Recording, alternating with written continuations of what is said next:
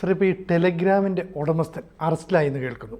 അദ്ദേഹം അറസ്റ്റിലായതിനു ശേഷം ഈ എലോൺ മസ്കിനെ പോലുള്ളവർ പറയുന്നത് അദ്ദേഹത്തെ പുറത്തു കൊണ്ടുവന്ന. നമുക്കറിയാം ഈ ടെലഗ്രാം ഗ്രൂപ്പിൽ ഒരുപാട് തെറ്റായ കാര്യങ്ങൾ നടക്കുന്നുണ്ട്. ഈ മലയാള സിനിമ ഉൾപ്പെടെയുള്ള സിനിമകൾ ഇറങ്ങിയാൽ മിനിറ്റുകൾക്കുള്ളിൽ അതിനകത്തേക്ക് സിനിമ അപ്ലോഡ് ചെയ്യപ്പെടുകയാണ്. അപ്പോൾ ഈ ടെലഗ്രാമിൻ്റെ പിന്നാലെ പിന്നെ ഇതിൻ്റെ പരാതിയൊക്കെ ആയിട്ട് പോയാലൊന്നും നടക്കുന്നില്ല. എന്തായിരിക്കും ഇവിടെ സംഭവിച്ചിട്ടുള്ളത്? ഞാൻ ഒരു കാര്യം ചോദിച്ചോട്ടെ. എനിക്ക് ടെലഗ്രാം ഇല്ല എൻ്റെ മൊബൈലിൽ. പക്ഷേ ഈ മലയാളികൾ ഇത് ധാരാളമായിട്ട് ഉപയോഗിക്കുന്നുണ്ട്. ടെലഗ്രാം ഉപയോഗിക്കാത്ത മലയാളികൾ കുറവാണ്. കാരണം എന്ന് പറഞ്ഞാൽ ഈ വാട്സാപ്പും ഫേസ്ബുക്കും ഒക്കെ ഉപയോഗിക്കുന്നത് പോലെ തന്നെ ഒരുപാട് ഫെസിലിറ്റികൾ ടെലഗ്രാമും ഓഫർ ചെയ്യുന്നുണ്ട്. ടെലഗ്രാമിൽ എന്താണെന്ന് വെച്ച് കഴിഞ്ഞാൽ ഭയങ്കര ഫ്രീ ആണ്, എൻഡ് ടു എൻഡ് എൻക്രിപ്റ്റഡാ, കംപ്ലീറ്റ് രഹസ്യമായിട്ടിരിക്കും. അതെ, ഒന്നും പുറത്തു പോകുന്നില്ല എന്നുള്ളതാണ്. അതെ. അപ്പോൾ ഈ പുതുതലമുറ കൂടുതലായിട്ടും ഈ ടെലഗ്രാമാണ് പല കാര്യങ്ങൾക്കും ഉപയോഗിക്കുന്നത്. അപ്പോൾ എന്താ സംഭവിച്ചതെന്ന് വെച്ചാൽ ശനിയാഴ്ച പാരീസിൽ ബോർഗറ്റ് എയർപോർട്ടിലാണ് ഇയാളെ അറസ്റ്റ് ചെയ്തിരിക്കുന്നത്. ഇയാൾക്ക് ഇരട്ട പൗരത്വമുണ്ട്. ഇയാൾ UAE പൗരനാണ്, ഇയാൾ ഫ്രഞ്ച് പൗരനുമാണ്. പക്ഷേ അയാൾ ദുബായിലാണ് താമസം. പക്ഷേ അയാൾ ദുബായിക്കാരനുമല്ല ഫ്രഞ്ചുകാരനുമല്ല, അയാൾ റഷ്യക്കാരനാണ്. റഷ്യയിൽ നിന്ന് ഇതിനു മുമ്പ് ഈ അറസ്റ്റ് വരും എന്ന് വിചാരിച്ചിട്ട് അങ്ങനത്തെ അപകടത്തിലേക്ക് പോകുന്നത് കൊണ്ട് പലായനം ചെയ്തയാളാണ്. ആര്? പാവേൽ ദുറോവ് ആണ് ടെലഗ്രാമിൻ്റെ ഉടമസ്ഥൻ, CEO. അയാളെയാണ് അറസ്റ്റ് ചെയ്തത്. ഈ ടെലഗ്രാമിൽ എന്താണെന്ന് വെച്ച് കഴിഞ്ഞാൽ മോഡറേറ്റർ എന്ന് പറഞ്ഞൊരു സംഭവം ഇല്ല, മോഡറേഷൻ ഇല്ല അതിൻ്റെ അകത്ത്. പല ചാനലുകളിലും അങ്ങനെ തന്നെയാണല്ലോ. ഒരു മെസ്സേജ് ആർക്ക് വേണമെങ്കിലും അയക്കാം.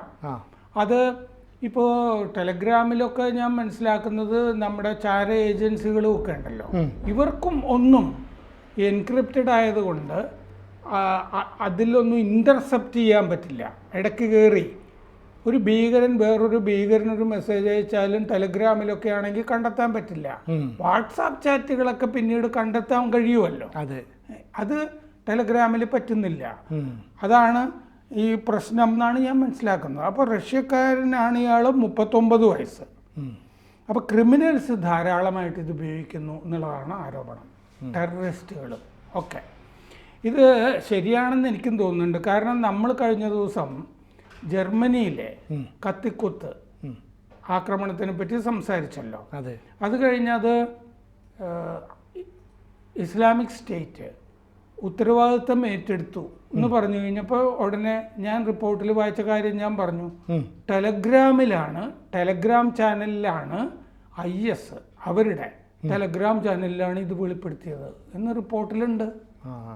അപ്പോൾ IS ഉപയോഗിക്കുന്നത് ടെലഗ്രാമാണ് എന്നാണ്. അത് പലപ്പോഴും പല റിപ്പോർട്ടുകളിലും ഞാൻ ഈ ഭീകര ബന്ധങ്ങളുമായിട്ട് വായിക്കുമ്പോൾ ടെലഗ്രാമിൻ്റെ പേര് സ്വാഭാവികമായിട്ടും കാണാറുണ്ട്. ഞാൻ ഉപയോഗിക്കുന്നതല്ല ഇത്, അതുകൊണ്ട് ഈ പ്രത്യേകിച്ച് ഇങ്ങനെ കാണുന്നുണ്ട്. അപ്പോൾ വാട്സാപ്പ്, ഇൻസ്റ്റഗ്രാം, ടിക്ടോക്ക് ഇതുപോലെയൊക്കെ തന്നെ ഒരു ചാനൽ, WeChat ഇതുപോലെ തന്നെയൊക്കെ ഉള്ളതാണെങ്കിൽ ഇത് എൻഡ് ടു എൻഡ് എൻക്രിപ്റ്റഡ് ആണ്. അയാളുടെ ലക്ഷ്യം 1 വർഷം കൊണ്ട് 1 ബില്യൺ യൂസേഴ്സ്, 100 കോടി ഒക്കെ ഉണ്ടാകുക എന്നുള്ളതാണ് അയാളുടെ ലക്ഷ്യം. ഈ യുക്രൈൻ യുദ്ധകാലത്ത് ഈ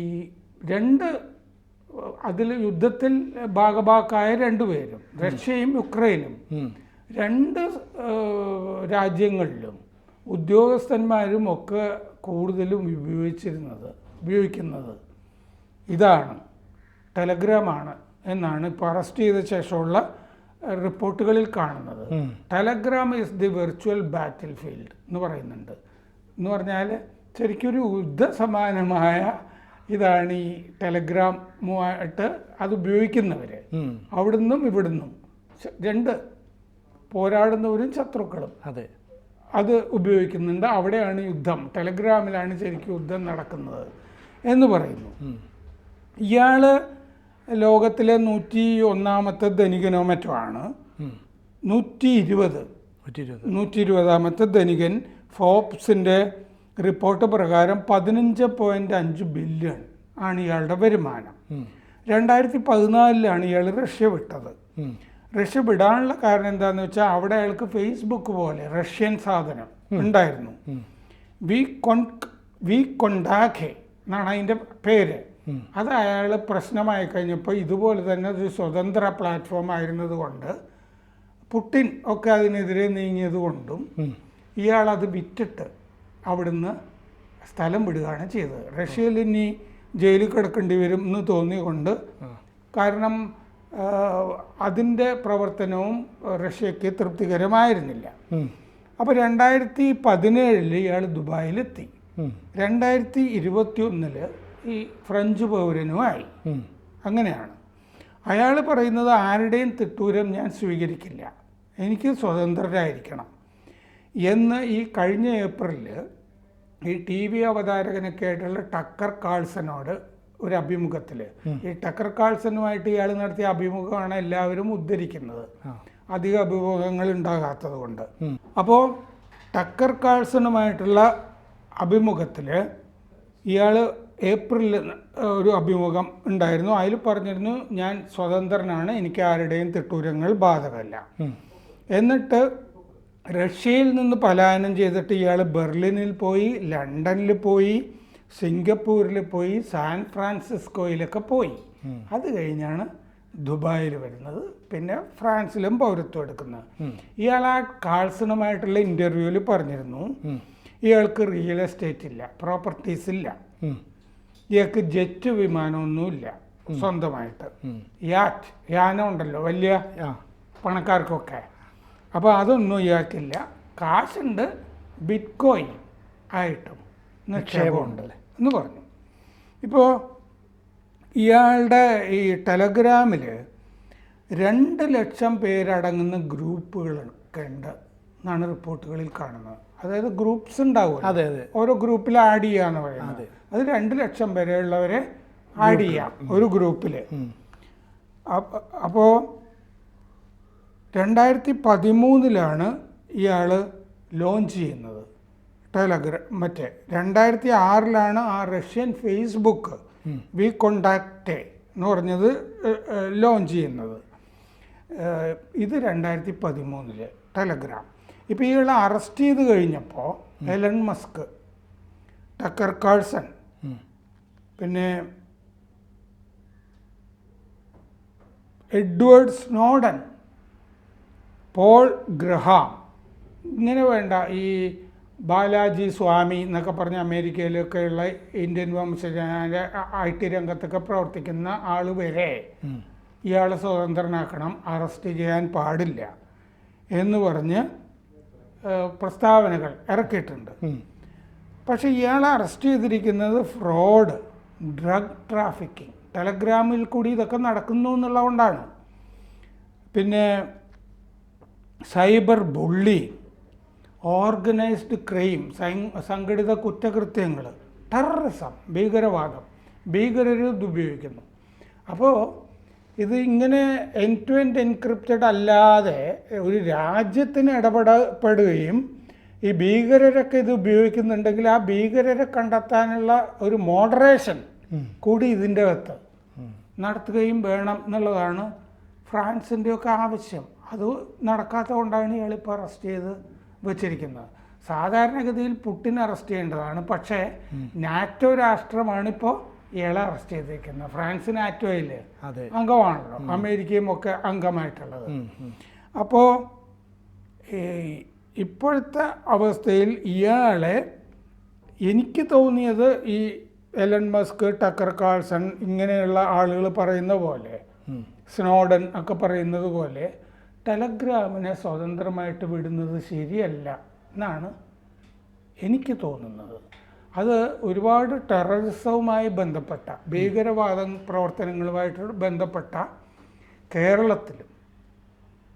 കേരളത്തിലും ഈ പോപ്പുലർ ഫ്രണ്ട് ഒക്കെ പോലുള്ള തീവ്രവാദ സംഘടനകളുമായിട്ടുള്ള കമ്മ്യൂണിക്കേഷൻ, ആശയവിനിമയമൊക്കെ ടെലഗ്രാം വഴിയാണ് നടക്കുന്നത് എന്നൊക്കെ പറഞ്ഞ് പല റിപ്പോർട്ടുകളും കോടതിയിൽ കൊടുത്തതിലൊക്കെ നമുക്ക് കാണാം. ഈ ടെലഗ്രാമുമായിട്ട് പോയാൽ പെട്ടെന്ന് പോലീസിനും ഈ സൈബർ വിങ്ങിനൊന്നും കണ്ടുപിടിക്കാൻ പറ്റില്ല. അത് എൻഡ് ടു എൻഡ് എൻക്രിപ്റ്റഡ് ആയതുകൊണ്ടാണ്, രഹസ്യമാണത്. അതിന് മോഡറേറ്ററും ഇല്ല. അപ്പോൾ സ്വതന്ത്രമായിട്ട് നിങ്ങൾക്ക് അതിൻ്റെ കൂടെ അതിൻ്റെ ഉള്ളിൽ കൂടി മയക്കുമരുന്ന് കച്ചവടം ചെയ്യാം, നിങ്ങൾക്ക് ആളുകളെ പറ്റിക്കാം, ആളുകളെ ഭീഷണിപ്പെടുത്തുന്ന സന്ദേശങ്ങൾ അയക്കാം. ഭീകരർക്ക് സന്ദേശങ്ങൾ കൈമാറാം. കശ്മീരിലെ ഭീകരന് അപ്പുറത്ത് പാകിസ്ഥാനുമായിട്ടും ഒക്കെ ആശയവിനിമയം. അപ്പോൾ ഈ നേരായ മാർഗത്തിലല്ലാത്ത എല്ലാ പ്രവൃത്തികൾക്കും ഇതിനെ ഉപയോഗിക്കാം. ഇതിന് ഉപയോഗിക്കുന്നു പുറത്തുള്ള ആളുകൾ. ഇയാൾ അതിൻ്റെ അകത്തൊരു നിയന്ത്രണവും കൊണ്ടുവരുന്നില്ല. അപ്പോൾ സത്യത്തിൽ ആഗോള സമാധാനത്തിന് ഭീഷണിയായി തീരുന്ന ഫീച്ചേഴ്സാണ് ഈ ടെലഗ്രാം ചാനലിൽ ഉള്ളതെന്നാണ് എനിക്ക് ധാരാളം പത്ര റിപ്പോർട്ടുകളിൽ നിന്നൊക്കെ മനസ്സിലായിരിക്കുന്നത്. അതുകൊണ്ടുകൂടിയാണ് ഞാനിതൊന്നും ഉപയോഗിക്കാതിരിക്കുന്നത്. വളരെ അപൂർവമായിട്ട് ഇങ്ങോട്ട് ആളുകൾ ചില മെസ്സേജ് മറ്റേ വാട്സാപ്പിൽ അയക്കുന്നു എന്നല്ലാതെ ഞാൻ ഇത്തരം കാര്യങ്ങളൊക്കെ നോക്കാറ് പോലുമില്ല. ഇത് ഡൗൺലോഡ് ചെയ്യാനോ അതിൻ്റെ ആവശ്യം നമുക്ക് വരുന്നില്ല. പക്ഷേ ധാരാളം റിപ്പോർട്ടുകളിൽ ഭീകരപ്രവർത്തകർ ടെലഗ്രാം ഉപയോഗിക്കുന്നുണ്ട്. സിനുജി എന്താണ് ഇതിനെ പറ്റിയൊക്കെ വായിച്ചിരിക്കുന്നത്? അല്ല, ഞാനീ പറയുന്നത് ടെലഗ്രാം എന്ന് പറയുന്നത് ഈ പുതുതലമുറ കൂടുതലായിട്ട് ഉപയോഗിക്കുന്നു. സാർ പറഞ്ഞ പോലെ ഈ ടെററിസ്റ്റുകൾ അല്ലെങ്കിൽ ഇത്തരം മയക്കുമരുന്ന് മാഫിയകൾ ഇവരൊക്കെ കച്ചവടം ചെയ്യാനൊക്കെ ആയിട്ട് ഇത് ഉപയോഗിക്കുന്നു. അപ്പോൾ ടെലഗ്രാമിലൂടെയാണ് ഇവരുടെ കമ്മ്യൂണിക്കേഷൻ എന്ന് പറയുന്നത്. പോലീസ് ഒരു ഇൻവെസ്റ്റിഗേഷനൊക്കെ നടത്തിയിട്ട് അവരിലേക്ക് എത്തുമ്പോൾ ഇതിൻ്റെ പിന്നാലെ പോയിട്ട് ഇവർക്ക് കൃത്യമായ വിവരങ്ങൾ ടെലഗ്രാം കൊടുക്കുന്നില്ല, ടെലഗ്രാം കൈമലർത്തുന്നു. അപ്പോൾ അതാണ് ഈ പറയുന്ന ആളുകൾ ഫേസ്ബുക്കിൽ നമ്മൾ മെറ്റായിലോടൊക്കെ ചോദിച്ചു കഴിഞ്ഞാൽ പോലീസുകാർക്ക് ഇൻഫർമേഷനൊക്കെ കിട്ടുമല്ലോ. ഇത് കിട്ടുന്നില്ല. ഇത് കിട്ടില്ല. കാരണം ഞാൻ അത് സ്വതന്ത്ര സംഭവമായിട്ട് വിട്ടിരിക്കുകയാണെന്നാണ് അയാളുടെ നിലപാട്. ഇത് മാത്രമല്ല, ഇപ്പം ഞാൻ പറഞ്ഞ നേരത്തെ ഈ സിനിമകളൊക്കെ ഇറങ്ങിയാൽ ഉടനെ തന്നെ സെക്കൻഡ്സിനുള്ളിൽ ഇതിനകത്ത് അപ്ലോഡ് ചെയ്യുന്നു. അതായത് വളരെ പെട്ടെന്ന്. അത് ഈ ക്യാമറ പ്രിൻ്റൊക്കെ ആയിരിക്കും, പക്ഷേ ഒരു സിനിമയെ തകർക്കാൻ അത്രയും പോരെ. അപ്പം മലയാള സിനിമകളുടെ ഒരു തകർച്ചയ്ക്ക് ഒരു വലിയ കാരണം തന്നെ അത് ആ സിനിമയെ തകർക്കുന്നു. ഇതുപോലെയല്ലേ രാജ്യങ്ങളുടെ സമാധാനം തകർക്കുന്നത്? അതെ. ഭീകരപ്രവർത്തനത്തിന് ഒത്താശ ചെയ്യാന്ന് പറഞ്ഞാലും അതൊരു ഭീകരപ്രവർത്തനമല്ലേ? അതെ. ഇയാളുടെ പ്ലാറ്റ്ഫോം അതിന് ഒത്താശ ചെയ്യുന്നു. ടെലഗ്രാം ഭീകരപ്രവർത്തനത്തിന് യാതൊരു നിയന്ത്രണവും ഇല്ല. ഒരു നിയന്ത്രണവും ഇല്ല. അപ്പം പിന്നെ ഇയാളെ പിടിച്ച് ജയിലിലിടുകയല്ലേ വേണ്ടത്. അതെ. പിന്നെ എന്തിനാണ് ഈ മസ്കിനെ പോലുള്ളവരൊക്കെ ഇയാൾക്ക് വേണ്ടി വാദിക്കാൻ വരുന്നത്? എനിക്ക് തോന്നിയത് എന്താണെന്നറിയോ, ഈ മസ്കിനെ പോലുള്ള ആളുകൾക്ക് ഈ ഇതുപോലത്തെ ടെററിസം ഇല്ലെങ്കിലും നമുക്ക് വേണമെങ്കിൽ വിശേഷിപ്പിക്കാവുന്ന തരത്തിൽ ഒരു തരം ബിസിനസ് ടെററിസം ഒക്കെ ഉണ്ടല്ലോ. അതുണ്ട്. അപ്പം അവരും സ്വതന്ത്രമായിട്ട് ഉപയോഗിക്കുന്നത് ഈ അവരുടെ ആ പ്രവർത്തനങ്ങൾക്ക് ടെലഗ്രാം തന്നെയായിരിക്കും.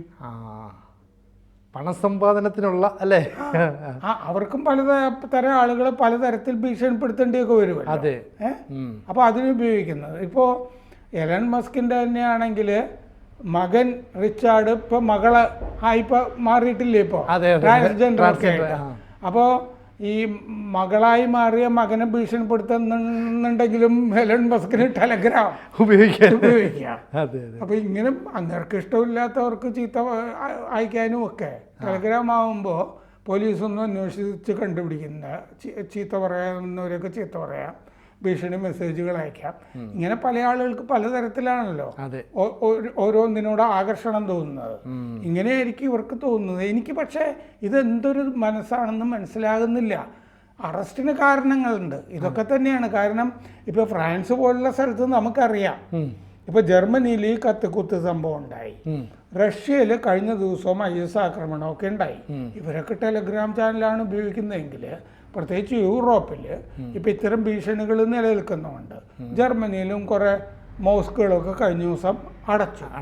അപ്പോൾ ഈ ഇങ്ങനത്തെ ടെററിസമൊക്കെ ഒരു ഭീകരരൂപി ആയിരിക്കുമ്പോൾ ഇത്തരം നടപടികൾ യൂറോപ്പിൽ സ്വീകരിക്കുന്നതിലോ അമേരിക്കയിൽ സ്വീകരിക്കുന്നതിലോ ഇന്ത്യയിൽ സ്വീകരിക്കുന്നതോ, ഇന്ത്യയിലും ടെലഗ്രാമിൻ്റെ മുകളിലൊക്കെ നിയന്ത്രണം വേണ്ടതല്ലേ? ആലോചിക്കേണ്ടതല്ലേ അതിനെക്കുറിച്ച് ആലോചിക്കേണ്ടതാണ്. അപ്പോൾ ഇതിനെപ്പറ്റി എനിക്ക് തോന്നുന്നത് ഇങ്ങനെ ഈ അരാജകത്വത്തിൻ്റെ കൂടെ നിൽക്കുന്ന ഈ സ്വതന്ത്ര ചിന്തകർ എന്ന് പറയുന്നു വരുന്ന ഈ അഴിഞ്ഞാട്ടക്കാരെ, എലൺ മസ്കിനെ പോലുള്ളവരെയും സ്നോഡനെ പോലുള്ളവരെയൊക്കെ നിലയ്ക്ക് നിർത്തുകയും ടെലഗ്രാമിനെ നിയന്ത്രിക്കുകയും അതൊക്കെയാണ് ശരിയായ ഈ രാജ്യ നടത്തിപ്പ്, ലോക നടത്തിപ്പ് എന്നാണ് എനിക്ക് തോന്നുന്നത്. അപ്പോൾ ഇതേപ്പറ്റി അത്തരം ചർച്ചകൾ ഉണ്ടാവുമെന്ന് നമുക്ക് കരുതാം.